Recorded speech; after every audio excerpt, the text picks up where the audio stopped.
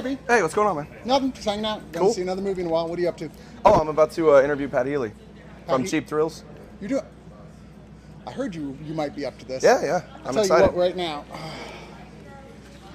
You ask him these questions right there. Oh, dude, no. Come on. That's fucking mean. I'm not asking him those questions. Are you insane? The guy's gonna, strength... All right, but per question. Okay. All right, deal. Jesus Christ. Awful. Brian Salisbury here, Oneofus.net, with Pat Healy from Cheap Thrills. We're going to be doing, we're going to be asking him some questions about the movie, about Fantastic Fest, about things in general. And my first question is, Cheap Thrills is obviously a very high concept movie, sort of taking this game of truth or dare and just, pushing it to its maximum limit. How do you, knowing that about the movie, how do you still maintain the humanistic side of your character? I think when you look at any script, or when I look at any script anyway, I'm certainly reading the story and what happens, and sort of it's like a page turn. You want to know what happens next, but you're charting a character, and everything in the film, as crazy as it gets, seem to follow logically from the next thing. One thing carries to the next, and I've said it before, it's like being in quicksand. There's the Homer Simpson in quicksand episode where he says, I'll pull my feet out with my hands, and now I'll pull my hands out with my face. Yeah. And it's that kind of thing where it's like, once you are in the middle of it, and I think Compliance dealt with some of these issues as well, it doesn't seem as strange because it's in context. It's only out of sort of context, and which is what an audience,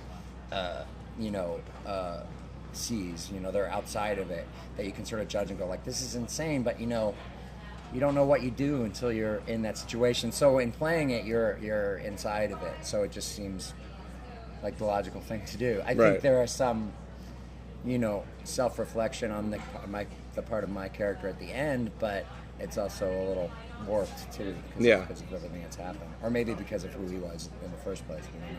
So just making sure that those stakes make sense to the character. You just play everything for real, whether it's a horror movie or a comedy or whatever. As long as you play for, play the reality of it, and it's interesting. You can't just sort of like mumble and try and be realistic. It has to be like dramatic too. But I said this about Innkeepers. There's a scene in Innkeepers where I'm sort of trying to confess my unrequited love to Sarah Paxton, and she doesn't know it.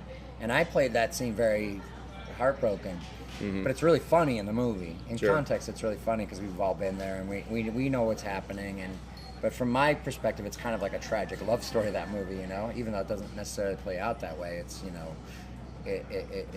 I just wanted to have real stakes there, so I just always make sure I have those things. Gotcha.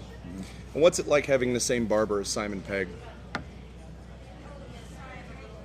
That's the Shaun of the Dead guy? Yeah. You're basically the American Simon Pegg, right? Yeah. Well, okay, you know what? That's fine. Let's move on from that question. So talk about a little bit about as far as the violence in the movie. I mean, you're very close quarters in that film, and we have like a static set, and all these crazy things are happening. At what point was there ever a point during the shoot that you were like, things might get actually dangerous? Well, things did get actually dangerous. I mean, I hurt myself pretty badly. It's a continuing injury on my elbow when I do something in the movie that, and then I am screaming from it, and I ran into a kitchen counter that was like an old ceramic kitchen counter. So it's not consistent, but it flares up every now and again. Yeah. Ethan hurt me a lot.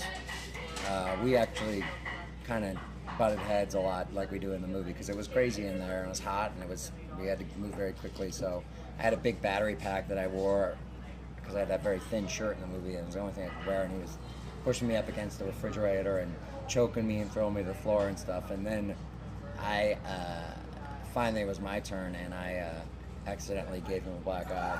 Unconsciously. But we've since patched up our differences here. Actually, at Fantastic Fest, we were able to kind of talk all that stuff up. It just gets, when you're in that space, I've been trying to explain to people that's kind of like, Cheap Thrills was sort of like the microcosm of the Apocalypse Now experience. It's very brief and in one space, but we were living it. We were kind of living this nightmare, which is one of the reasons why I think the movie works so well. And it was fun too, but doing some of that crazy stuff and some of the like anguish and things I go through is actually very cathartic. It makes you feel really good, Sure. even though it looks horrifying. But yeah, it got crazy. We hurt each other. We emotionally hurt each other at times, but we're all good now, and the movie's great, so I'm happy with that. Excellent. Yeah. So Ethan Embry, good kisser? Why would I know that? But I just heard you guys made out on set. I don't know. I was just, checking to see. You know what? That's neither here nor there. Okay. So talk about, because I mean, you've done comedy. Ethan's obviously done comedy. Then you got David Koechner in the movie as well. Mm-hmm. Do you think having three people versed in comedy kept that movie from being too dour and gave it exactly what it needed in I terms think it of? helps. I mean, Sarah's actually wonderfully funny too,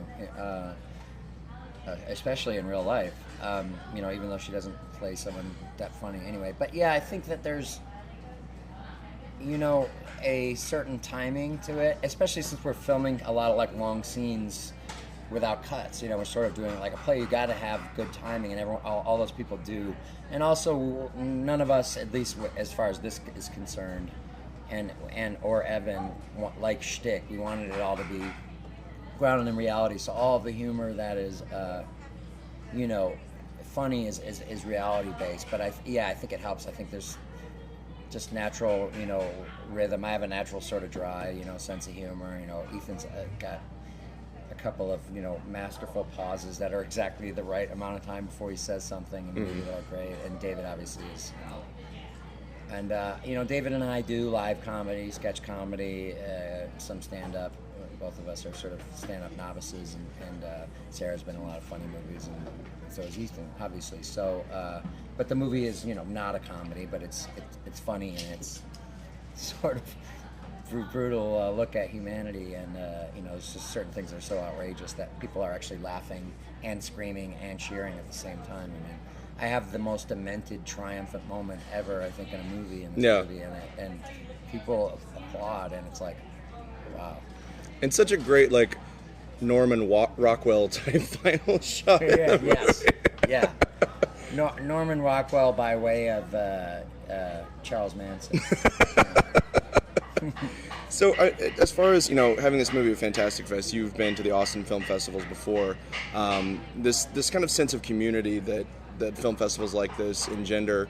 I know that I was actually talking to Noah Segan, and he was talking about how you've become a mentor to him, in a lot of ways. And do you think that these festivals that, where you guys have kind of become staples have sort of furthered that sense of community within your own world? That's how it's all happened. I mean, it's nice because, LA, there's this networking thing, and you have agents and managers, and they set up meetings, and you go to meetings, and most of the time nothing happens, but sometimes you get jobs that way.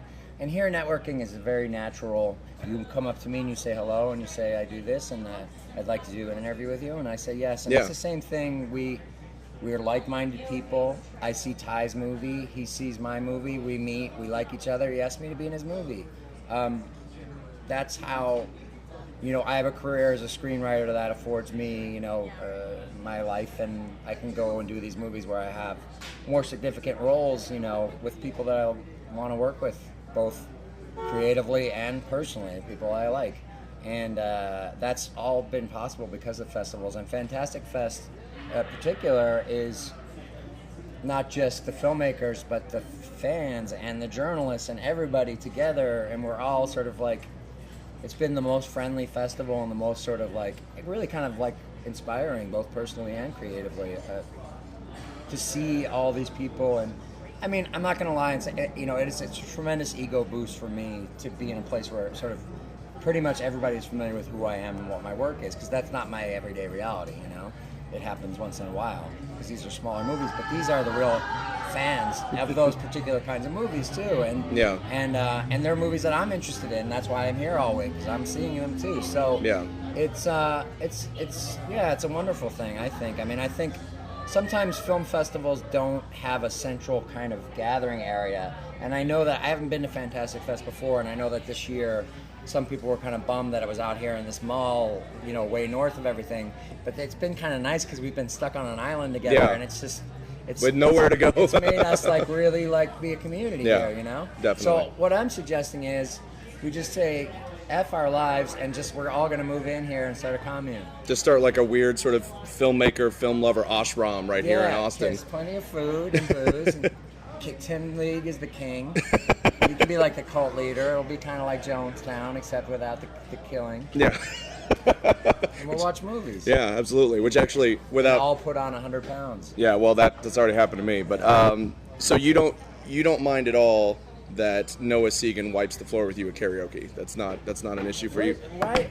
You seem like be getting off on saying provocative things to me every now and then. I thought it was interesting. You're both really into karaoke, and it seems like you're always sort of second banana to him when it comes to the lineup. I disagree, and he's very short. That's a good point. That's a good point. So what? Tell me about as far as what you're working on next, because you and Noah are actually working on something that I'm told. Are we? Are you? Oh, we did a movie together. Oh, you did? Okay, yeah. That's how we met, actually. Okay. Yes. We did a movie together called Starry Eyes that Travis Stevens, who produced Cheap Thrills, produced. Dennis Widmeyer and Kevin Kolsch. Dennis is sort of regular here, directed. It's like a psychological horror movie about an actress trying to make it in Hollywood. It's sort of like the Rosemary's Baby of Hollywood movies, where she, gets involved with a group that she doesn't realize is a kind of satanic cult, and I think she gets, I don't know if impregnated is the right word, but something gets put inside her that turns her into a kind of a demon. Jesus. Because she wants to make it as an actress. And Nice. I play her boss at work, who I run a knockoff of Hooters called Big Taters. And I'm very sincere about that was another one where it's kind of like a silly role, but I was like, I'm only going to play it sincere. And he really just he's really proud of his achievement, and he wants to, he's glad that he created this place, and it's his dream, and he doesn't like people making fun of it, and he doesn't understand why this actress won't take her career there seriously and really progress up a chain of the organization. So it's a smaller part, but I had a lot of fun doing it. It's funny. That's great. And I also heard that you and David Koechner are a couple now. That's fucked up. First of all, it's Koechner. Oh, yeah. You better goddamn get it right Yeah? from now on. And no, we're not an item. He's married, and he has 5 children, and I love him, but he's not going to leave her. So, and it's none of your fucking business anyway. This interview's over. Oh, well, I guess I'm gonna that's take my purse and leave. I guess that's where we're gonna wrap up now on this interview for Cheap Thrills from Oneofus.net. Can I get paid now?